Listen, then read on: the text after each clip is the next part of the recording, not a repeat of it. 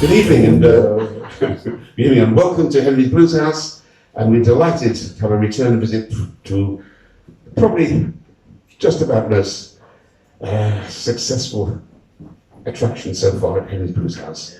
So please welcome back, if you will. If you will. Mr. Kent DuChaine.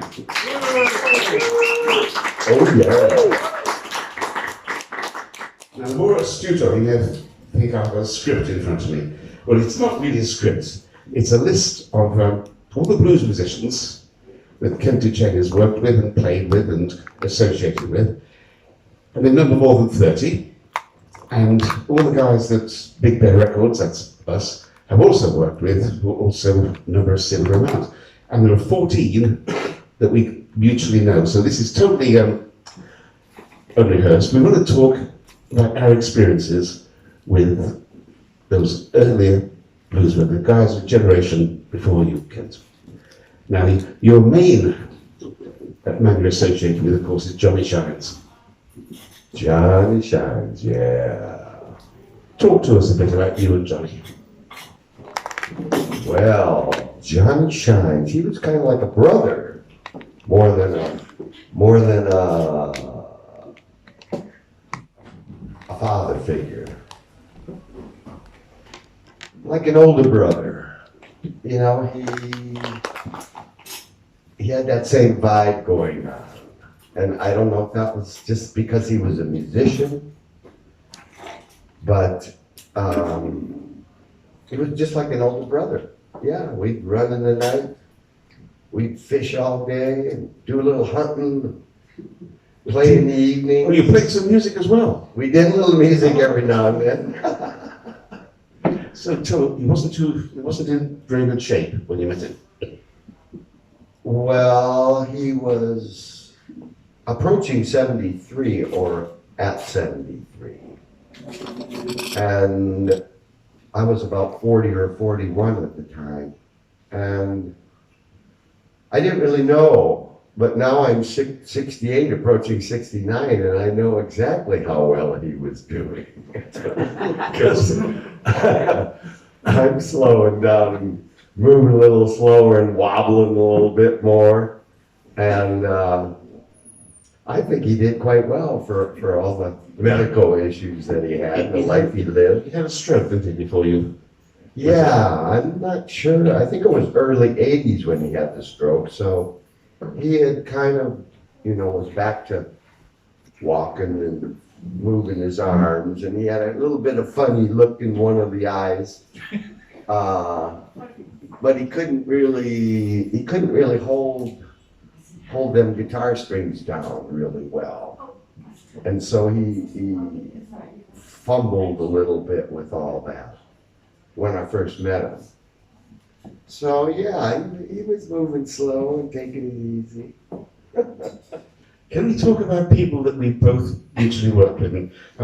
Let's go alphabetically here. Vernon Harrison, Boogie Woogie Red. Boogie Woogie Red. I could keep you here all night with stories about Boogie Woogie Red. Tell me about your association. And I'm sure it involved alcohol. Well, he was a piano man, and he just had a big smile, and he boogied. He boogied when he played. He came out and we backed him up as a band when I was with Kim Wilson. Aces, Straights, and Shuffles was the name of our band. And there was kind of a parade of those second-tier blues guys coming through that we got to share the stage with. And we played in real small little places. And he was just always smiling. He made you feel good. Yeah. And his sneaky vocals. Yeah. What was his big song? If You're a Viper. Well, all them piano players had them like Roosevelt sights, rotten motherfucker. I've not got Roosevelt Sykes on my list. So you see one of your pals too. I'm sorry? I've not got Dolly Sykes on your list. Did you work with Dolly?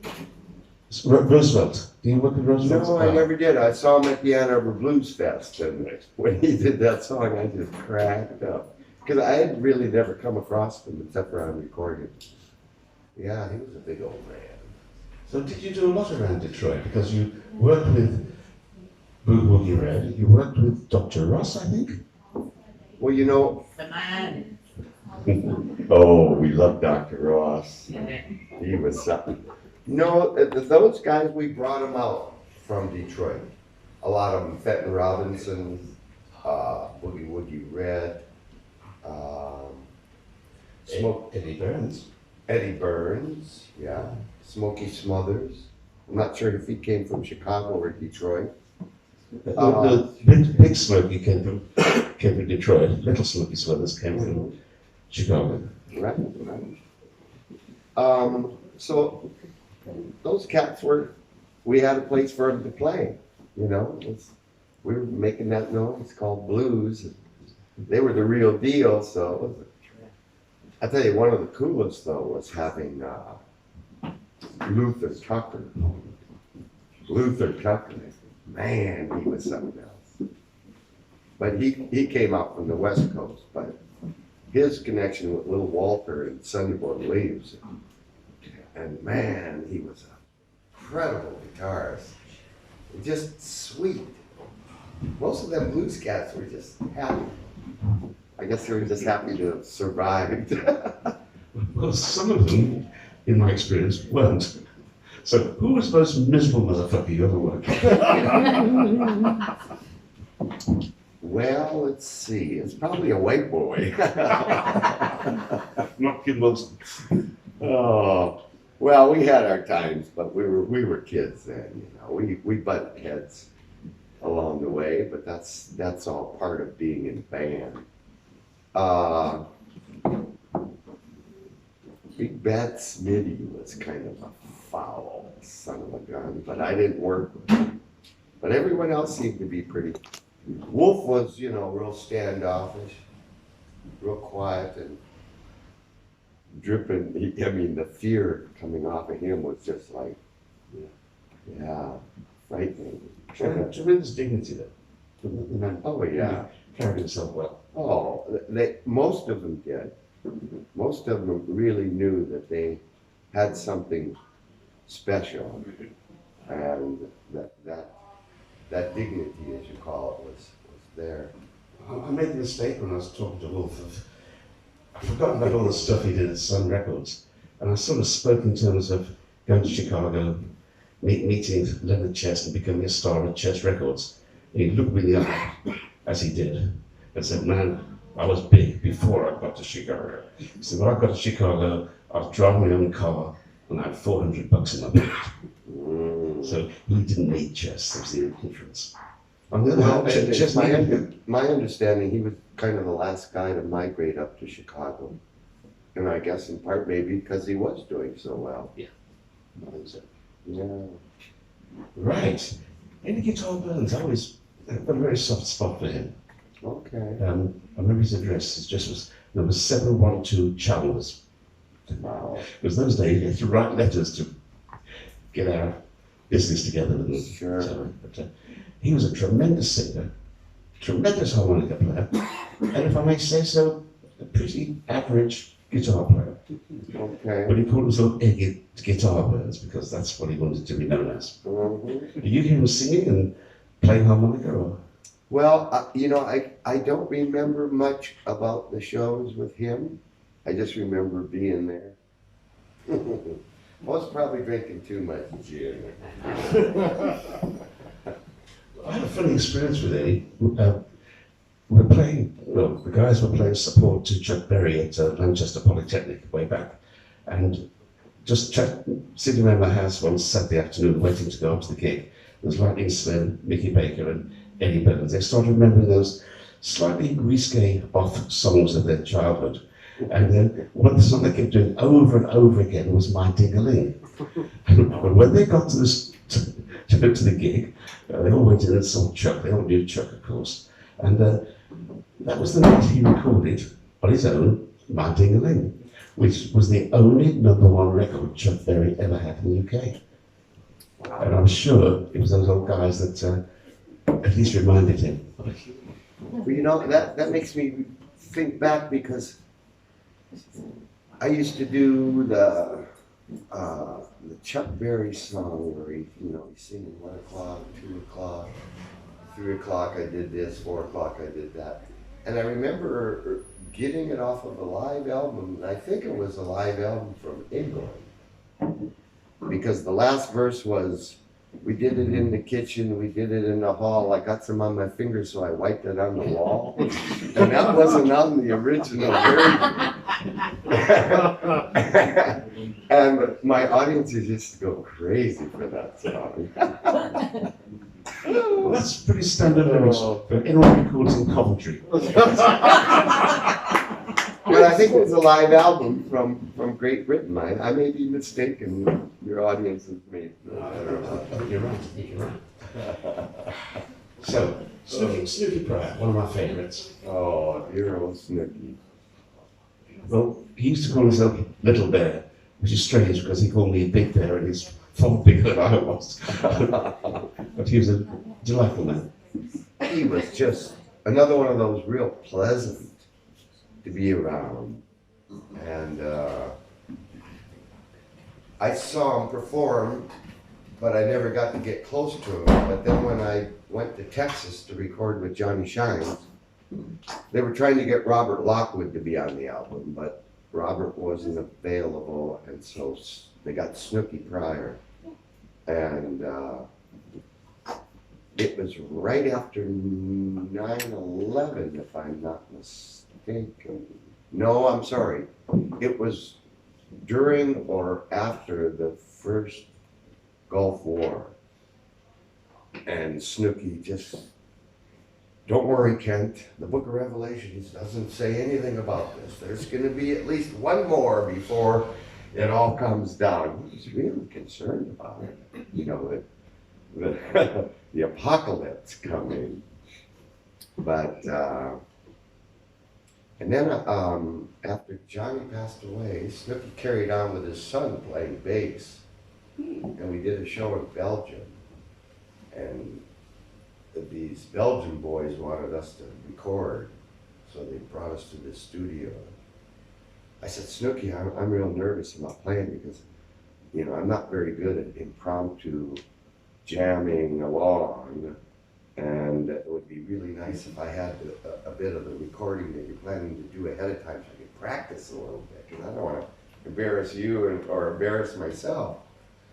He said, Kent, we don't want to play very good. I said, what? He says, yeah, well, they're recording it, they're going to try and bootleg it, so just make a few mistakes along the way. Clever old bugger. He was credited with the first electric amplified harmonica solo on record, 1948 Telephone Blues. Okay, well, he was right there as one of the founding fathers of that early Chicago blues, so that makes sense. Yeah. So who were you playing with in Belgium, if that's not an indelicate question? Was it Willie Donny? Well, the festival was called Brez Blues Night. And a friend of mine, well, he became a friend, was the one that was putting it on. And he did it for several years, and Snooky was the headliner of that first night. I don't recall who all he had on the bill, but I remember old Snooky. Yeah. Was that a place called the Honky Tonk? Eric Coretti, was that the name? I remember the venue. It was just outside of Brussels. But I don't remember the name of the venue. Okay, let's move on to... I do remember, though, Snooky and Johnny, and we were taking a little walk. And it was so much fun watching those two kind of bounce off each other. You could see that Johnny had a little higher stature, it seemed like. And Snooky was being a little, Johnny was a little more dominant. And I remember Johnny singing to Snooky, he said, which one better, big or little? And Snooky stood there for a minute and started laughing. He said, "Big," because he liked Big Walter a little bit more than Little Walter. John just smiled and we walked on. I got to do a show with Big Walter. Yeah. He was just, wow, lucky me. Yeah. We can't talk about blues or Chicago blues in particular without talking about Muddy. Now, we both had time with Muddy. So tell me about your time meeting Muddy. Well, I know we spoke about this before, and I do in my shows, but I first saw Muddy in 1970. I had that album. Which one was it? It was a Muddy Waters album, and the one with his whole face covered the album. Can't remember the name of it. But I sat trying to figure out all that slide guitar stuff that he was doing, and it was just so intriguing. And then I found out that he was going to be playing in Detroit. I was in Ann Arbor at the time, and I'm pretty sure it was the summer. It was summer of 1970. And so we jumped on a Greyhound bus, we rode into Detroit, went to this little coffee house, the Chestnut. Muddy was sitting up on stage, jamming away. Apparently he'd been in a bad car wreck. He was all busted up. And he sang them blues all night long. It was just magic. Then I saw him at the Ann Arbor Blues Fest. And then he came and played in my hometown. A few different places he played, actually. But there was one night where he was playing in this little beer joint. And down in the cellar, he was hanging out before the show. I remember going down there and hanging out with him. Smoked a little reefer and did a little champagne with the man. Excuse me. I've got a big signed photograph that I brought to him one night at one of his shows in my hometown. Then, of course, when he passed away, we went down to Chicago to celebrate his memory. There was a guy named Ted Wilewski that had a place in St. Paul, Minnesota, and he was bringing all these blues guys up, like Little Milton, all kinds of different people. And so I was kind of in on that scene, doing a lot of opening acts, all these blues guys that were coming up. So Ted got to be connected pretty well with that Chicago blues scene at that time. This would have been early 80s. And then Muddy passed away, so Ted went down to Chicago and he flew me down to Chicago to celebrate Muddy's memory. So we went into Kingston Mines, we went into blues, we went into the checkerboard, jammed with everyone that was hanging out. Buddy Guy, Junior Wells, Lefty Diaz, all kinds of people. I got so smashed that night, I can't remember them all. Stevie Vaughan showed up with Clifford Antone. We jammed a little bit at Kingston Mines. Buddy Miles was there. We were hanging out. Yeah, it was good. It was bittersweet. Yeah, Expressway to the Skull. That was the big Buddy Miles record, wasn't it? Okay, I never really followed Buddy's career. The Chicago guitar player that nobody seems to listen to or talk about, I'm sure you're otherwise, is Hubert Sumner. Do you ever encounter Hubert Sumner? Yeah. I did a show with Hubert after Wolf died, but previous to that, I got to know Hubert a little bit the night before we did the big festival with Howland. And he came and hung out in our hotel room. He was just beaming. He was so friendly, just sweet. And so he got up and jammed a bit with our band at the festival the next day. Yeah. You play good. The other guy who slips under the radar, Chicago blues guitar player-wise, was Jimmy Dawkins. Do you remember Fast Jimmy? fingers. He hated that. Every time I introduced him to as fast fingers, he'd give me a serious talking to. Really? Oh yeah. He was never very happy, it seemed like. I didn't spend that much time with him, but whenever I came across him, he seemed a bit grumpy. Why, I don't know. I think it's because he felt he was passed over a bit. He was an exceptional player. He was fabulous, but he came out at the Ann Arbor Blues Fest, 1970, and he had Magic Sam's guitar. Magic Sam had died. He played the '69 festival, but he died. And he had that white Stratocaster, and he got up there, and he was just really spooked by it. It's like he couldn't get it to work. And he was trying. Finally, he looked over and said, "Come out here." Out comes Luther Allison. He took the guitar off and gave it to him. Luther just really started screaming with that guitar. That was one of the best performances by Luther Allison that I ever saw. Well, as a Jimmy Dawkins fan, I'll forget that one. I like Jimmy. Is that right? Three Kings. Yeah, the Three Kings. Freddie King, just big smile.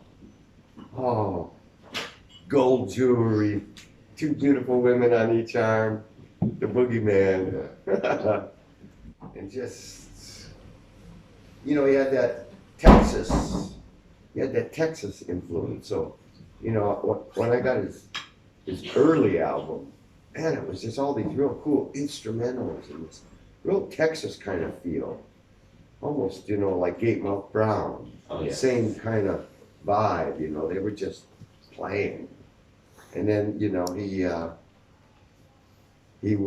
Johnny Shines told me that Freddie King used to sit in the audience and watch him play.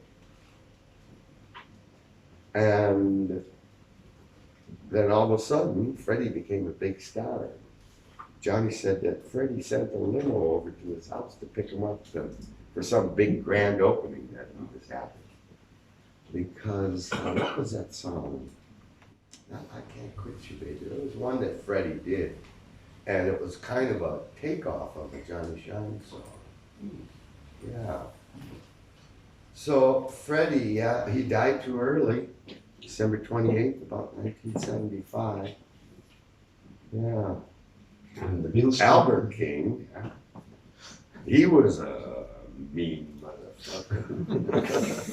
He ran a great band, though. Yeah, a tremendous band. Oh, but I heard stories where he'd just drop his drummer off in the middle of nowhere and leave him along the road. Okay, and what about the Beale Street Blues Boy? BB. BB was the most professional of all the Kings. Yeah. He just went out, snapped his fingers, his band was spot on, every note was perfect, and he just jammed and smiled and made you feel good. Albert took a while to get warmed up. It always seemed like every time I saw him, he was cussing out the sound man, cussing out his band, moaning about his guitar. But then after he settled in, man, he'd start cooking. That's the way it seemed. But BB, he was special, of course. He, I handled a band called King Pleasure and Biscuit Boys, and we played 3 or 4 times opening the show for BB. And every time after their show, he'd come to the dressing room, he'd say, "I don't know how I'm going to follow that boys." And he gave each of them a little brass guitar. Wow, they all treasure. He was a real hero. We're getting short of time. We haven't been looked at. I mean, looking back, this great catalogue of great bluesmen you associate with, it's these guys that really colour the music, isn't it? It's really these guys that really inspired generations. You were talking to me earlier, that wasn't you, it was Mark Reed, about how important Jeff Beck and the Stones were. And they were important, because not only did they bring the blues, popularised blues in this country, they took it back to America and re-inspired a generation of young Americans to play the blues. And a lot of American players learned it from Jeff Beck and the Stones. Is that something you've encountered? No, you haven't. I can tell from the expression on your face. Well, for my age group, 16, 17, 18 was just, psychedelic music, hippie generation. Let's let's get high and get loud and get rowdy and have some fun. You missed out getting smashed, which is something you're probably very good at. Well, we didn't drink back in those days, mostly. It was, get high. And that psychedelic music was perfect for that. But there was something that we were missing, and it was, where are these guys getting this music from? Are they just creating it out of nowhere? And so researching where they got it from was the key to finding the blues. And so those Stones, we were into the blues before the Stones really came out with it, where we could kind of identify with it. But Led Zeppelin, how many more times? That's Howlin' Wolf. Yeah. Jimmy Page starts off playing Smokestack Lightning Lick, and he goes into how many more years, and he goes back to Smokestack Lightning. Robert Plant starts singing how many more times, and it's just Howlin' Wolf. Eric Clapton, at least he gave credit. The other boys weren't given much credit, it was always traditional or arranged by. It might have been a record company. Well, yeah, whoever was the ones that were, and then of course, copyright issues are different here to back home in America. So that's fine, but I know that if I had a little secret going on, I wouldn't be like wanting to give it out right away. But they all come back to the blues, don't they? Yeah. Look at the Stones there. Right back there banging away on that old Chicago blues. The best album 2 Christmases ago was a blues album. Yeah. Straight ahead. Yeah. It's a delight talking to you. I'm sure there must be a few questions out there. Don't jump up, Chico.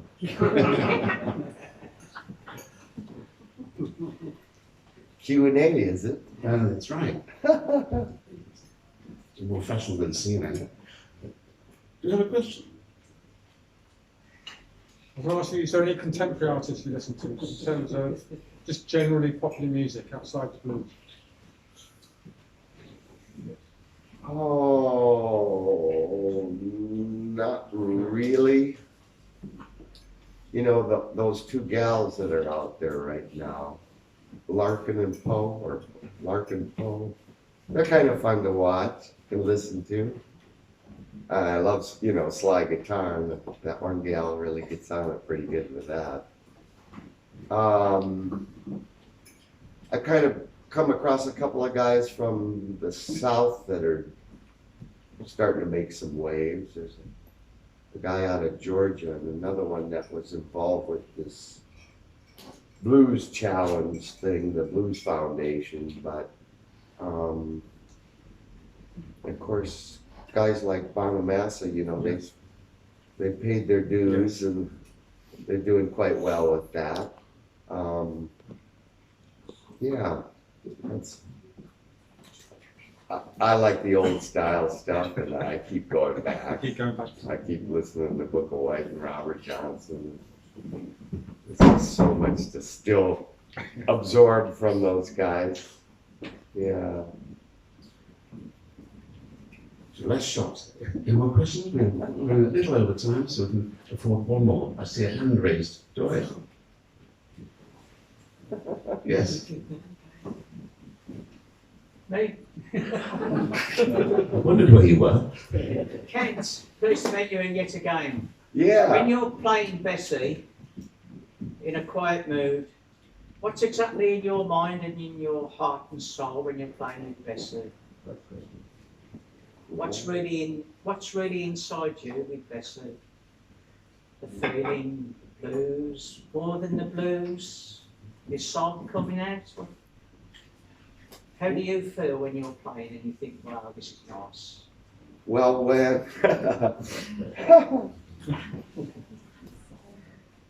when she's sounding right, Yeah. I can tell. Yeah. And the more I play, time slows down. So there's a lot of space between. And you're thinking, well, what else could I do? What else could I throw in there? What embellishment could I do? And it's, you know, it's really a good vibe. Of course, when you're doing it right, which is rare, but when it's right, it just feels good. And I don't know if you play, but I know that I have all these images coming into my head a lot of times. I'll be singing about Johnny Shines and I'll be thinking about something that we did. So the music is moving along almost automatically, and it's allowing me to have all these beautiful memories. Same when I'm singing about the ex-wives, that's kind of fun. Nice one, man. And I have to watch myself because if you allow yourself to drift off too far, then you forget what you're doing. Yeah. I think we need to give a proper Henry's round of applause to Kent DuChaine. I don't make but $1 a day. I'm gonna eat it up and drink it up.